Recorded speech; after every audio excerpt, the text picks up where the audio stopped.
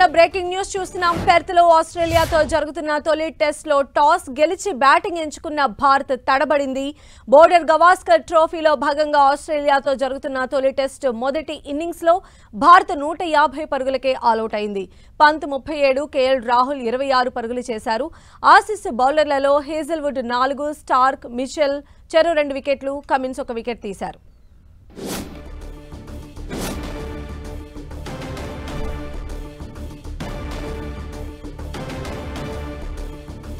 So ఈ రోజు జరిగిన మ్యాచ్ కి సంబంధించిన అనాలిసిస్ అందించడానికి మనతో పాటు ఉన్నారు ప్రముఖ స్పోర్ట్స్ అనలిస్ట్ మోహన్ గారు. మోహన్ గారు, ఈ రోజు మ్యాచ్ మనం చూసాము.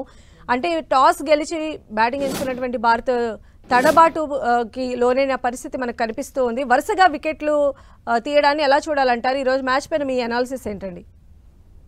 అంటే యాక్చువల్లీ బుమ్రా కెప్టెన్ అని, ఎందుకంటే రోహిత్ శర్మ లేడు టీంలో.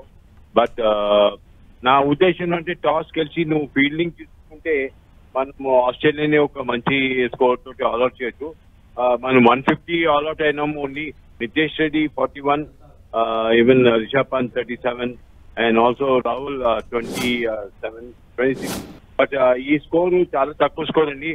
అండ్ పెర్త్ లో వాళ్ళ బ్యాటింగ్ స్ట్రెంగ్త్, వాళ్ళు కమింగ్స్, వీళ్ళంతా మంచి బౌలింగ్ పెర్ఫార్మెన్స్ చేసిండ్రు. వాళ్ళ క్యాచెస్ కో చాలా బాగున్నాయి. మేము క్యాచెస్ చూస్తే brilliant catching in slip and also in the mid wicket. వాళ్ళ బౌలింగ్ తోటి ఒక ఫీల్డింగ్ సపోర్ట్ ఉండే, క్యాచెస్ సపోర్ట్ ఉండే.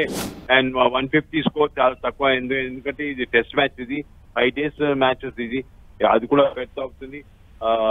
సెకండ్ బ్యాటింగ్ చేసేటప్పుడు కొంచెం వికెట్ సెటిల్ అవుతుంది అండ్ ఆస్ట్రేలియాకి కొంచెం అడ్వాంటేజ్ ఉన్నదని చెప్పొచ్చు మనం.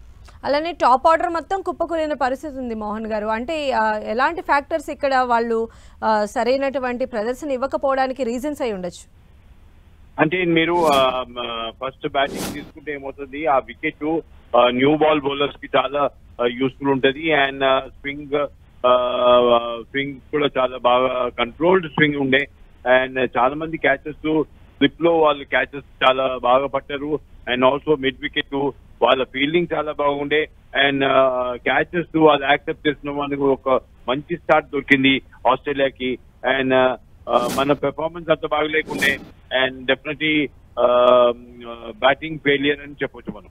అలానే స్టార్ బ్యాట్స్మెన్ విరాట్ కోహ్లీ కూడా సరైన ప్రదర్శన ఆట తీరు ప్రదర్శించలేకపోతున్నారు. దీనికి రీజన్ ఏంటండి? ఇప్పుడు కూడా మనం చూసాం తన ఇన్నింగ్స్. అంటే విరాట్ కోహ్లీ పైన ఎక్కువ డిపెండ్ అయి ఉండే, కానీ ఆ అవుట్ గోయింగ్ బాల్ ని ఆయన బాగా పెర్ఫార్మ్ చేయలేకపోతున్నాం. అండ్ మనం ఎప్పుడు టూర్ చేసేటప్పుడు ఆ కంట్రీ కండిషన్స్ కి మనం సూట్ అవ్వాలా. And definitely Indian batsmens suit అవ్వలేకపోయిను. అండ్ ఆస్ట్రేలియాని మనం డెఫినెట్లీ అప్రిషియేట్ చేయాలి, వాళ్ళ fine bowling by Australian bowlers. So ఇప్పుడు పెర్త్లో పిచ్ కండిషన్ ఏంటి సార్? ఇప్పుడు మనం బౌలింగ్ తీసుకోబోతున్నాం కదా, మనం ఏమన్నా ఆస్ట్రేలియన్ బ్యాట్స్మెన్ ని కట్టడి చేసే ఆస్కారం ఉండొచ్చా మన టీంలో? ఇప్పుడు బౌలర్స్ బాగా బౌలింగ్ పెర్ఫార్మ్ చేస్తే definitely medium pace bowlers, even fielding support ఉండాలి. అంటే బౌలింగ్ ఎంత మంచి చేసినా కూడా నువ్వు క్యాచెస్ యాక్సెప్ట్ చేయాలా, ఫీల్డింగ్ సపోర్ట్ ఉండాలా. డెఫినెట్లీ మనం ఫైట్ బ్యాక్ చేయొచ్చు, కానీ 150 స్కోర్ 5 days మ్యాచ్ కి చాలా తక్కువ స్కోర్ అని చెప్పొచ్చు. సో మోహన్ గారు, అంటే ఇప్పుడు రాహుల్ అవుట్ అనేది ఇప్పుడు కాంట్రవర్సీగా మారింది. దీనిపైన మీ ఒపీనియన్ ఏంటి సార్? అంటే డెఫినెట్లీ ఎంపైర్ డిసిషన్ ఫైనల్ అని తీసుకోవచ్చు. అండ్ థర్డ్ ఎంపైర్ ఉంటాడు, ఆయన వార్నింగ్ ఇస్తాడు ఆ ఎంపైర్స్ కి. కాంట్రవర్సీ డిసిషన్ ఉండొచ్చు, కానీ అవుట్ అయిపోయిన ఆయన వచ్చేసిండు. మనం దాని మీద ఎక్కువ మాట్లాడితే ఏమవుతుందంటే umpire final decision is umpire.